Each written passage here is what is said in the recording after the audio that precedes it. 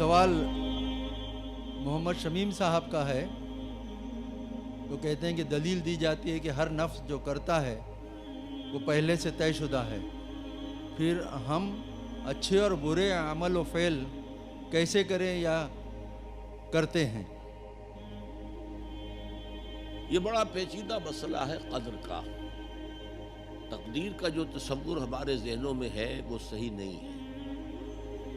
قدر کہتے ہیں اندازے کو، ایویلویٹ کرنا، کسی چیز کی قدر و قیمت کا اندازہ کرنا.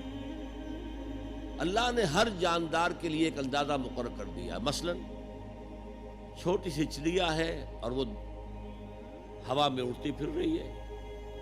انسان ہوا میں نہیں اڑ سکتا. مشین بنا کر ہوائی جہاز میں اڑ جائے، خود تو نہیں اڑ سکتا. تو یہ ہر نوع کی ایک تقدیر ہے. اسی طریقے سے ہر انسان کی بھی کچھ لیمیٹیشنز ہیں. ہر انسان کو دو چیزیں ملتی ہیں جس میں اس کا کوئی دخل نہیں. اسے والدین کی طرف سے جینز مل رہے ہیں، اس کے اثرات اس کی شخصیت پر ہوں گے. پھر جس ماحول میں اسے پیدا کیا گیا ہے اس ماحول کے اثرات ہوں گے. ان دونوں سے مل کر شاکلہ بنتا ہے. قرآن مجید نے شاکلہ کہا ہے. شاکلہ کہتے ہیں پیٹرن کو. آپ نے لوہے سے کوئی چیز ڈھالنی ہے تو پہلے لکڑی کا پاٹرن بناتے ہیں. ہمارے مصری لوگ پاٹرن کہتے ہیں اس کو. اسے آپ پیٹرن سمجھیے تاکہ اس میں آپ نے لوہا پگھلا کر ڈالا تو اسی کے مطابق ڈھل گیا.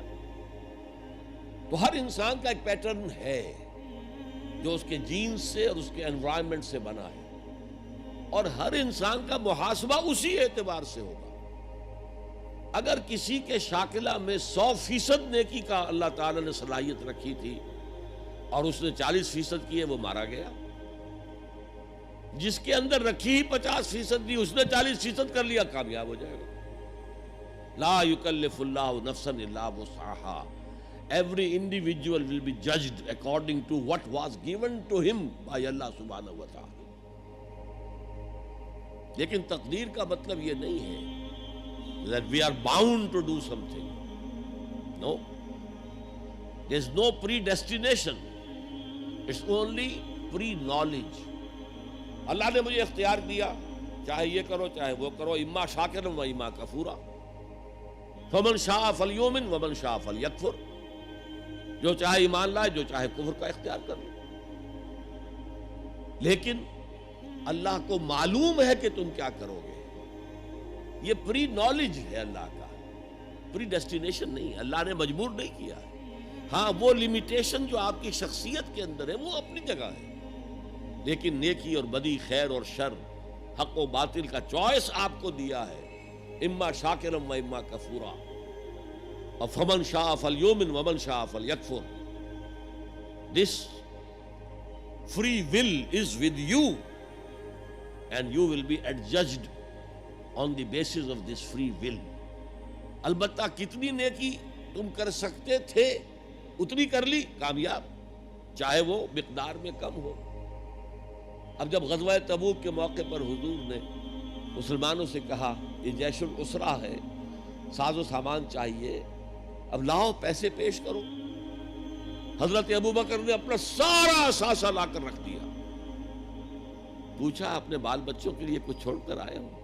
کہ کچھ نہیں چھوڑا. صدیق کے لیے ہے خدا کا رسول، بس اللہ کا نام چھوڑ کر آیا. اب حضرت عثمان نے بہت دولت دی اس وقت. ایک غریب انصاری، اس نے ساری رات ایک یہودی کے باغ میں وہ کنویں سے پانی کھینچ کر باغ کو سیراب کیا. صبح کو اسے کچھ کھجوریں مل گئی اجرت کے طور پر. اس نے آدھی لا کر اپنے بال بچوں کو دے دی، گھر کا نفقہ، نان نفقہ شام تک کے لیے. آدھی حضور کے سامنے لا کر رکھ دی. جو منافقین موجود تھے انہوں نے تمسخر اڑایا. ہاں جی ہاں، بغیر ان کھجوروں کے تو یہ لشکر جا ہی نہیں سکتا، یہ تو بڑا، یہ تو بہت. حضور نے کیا کہا؟ ان کھجوروں کو اس پورے ڈھیر کے اوپر پھیلا دو، اللہ کی نگاہ میں یہ اس پورے ڈھیر سے زیادہ بھاری ہے.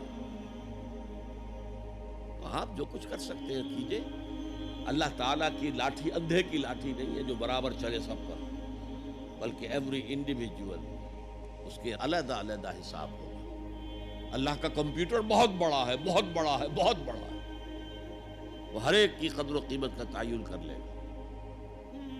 اگلا سوال، آپ نے کہا تھا جس نے قرآن کو جھٹلایا وہ عنقریب خسارے میں ہے، تو قرآن اور حدیث کی کتابیں ہونے کے باوجود بھی ہمارے علماء مسجدوں میں، گھروں میں اور درسوں میں قرآن کی باتیں چھوڑ کر بزرگوں اور اماموں کی کتابیں کثرت سے پڑھتے اور پڑھاتے ہیں۔ کیا ہمارے علماء یہ نہیں جانتے کہ قرآن ہی بخشش کا ذریعہ ہے اور قرآن میں ہی سب فضائل اور مسائل ہیں؟ پھر وہ ایسا کیوں کرتے ہیں؟ تسلی بخش جواب دیں۔ میرے پاس یہ اختیار تو نہیں ہے کہ آپ کی لازماً تسلی کرا دوں، البتہ میں عرض کرتا ہوں، علماء کرام کو برا بھلا کہنے کی بجائے اپنے گریبانوں میں جھانکیے۔ آپ خود کیوں نہیں پڑھتے دین کو؟ آپ نے ڈاکٹری پڑھی، آپ نے انجینئرنگ پڑھی، آپ نے ایم بی اے کیا، آپ نے کمپیوٹر سائنس کے اندر ایم ایس سی کیا، آپ کیوں نہیں پڑھتے؟ آپ نے یہ مولوی پروفیشن کریٹ کیوں کیا ہے؟ اسلام میں کوئی مولوی پروفیشن نہیں ہے۔ اسلام میں نہ پاپائیت ہے نہ برہمنیت ہے۔ ہر مسلمان کو اس قابل ہونا چاہیے کہ نماز پڑھائے، ہر مسلمان کو اس قابل ہونا چاہیے اپنی بیٹی کا نکاح خود پڑھائے، ہر مسلمان کو اس قابل ہونا چاہیے کہ اپنے باپ کا جنازہ خود پڑھائے۔ جو دعا اس کے دل کی گہرائی سے نکلے گی وہ کسی عالم دین کے دل سے نکل سکتی ہے۔ تو اصل میں ہم نے اختیار کیا دنیاوی تعلیم، جس میں پیسہ ہے، جس میں عزت ہے، جس میں گلیمر ہے، جس میں اونچے کیریئر ہیں، اور ہم نے باقی کام چھوڑ دیا ہے علماء کے تو پھر ان پر تنقید کرتے ہیں۔ لہذا اپنے گریبانوں میں جھانکیے، پانی ہمارے اندر بڑھتا ہے،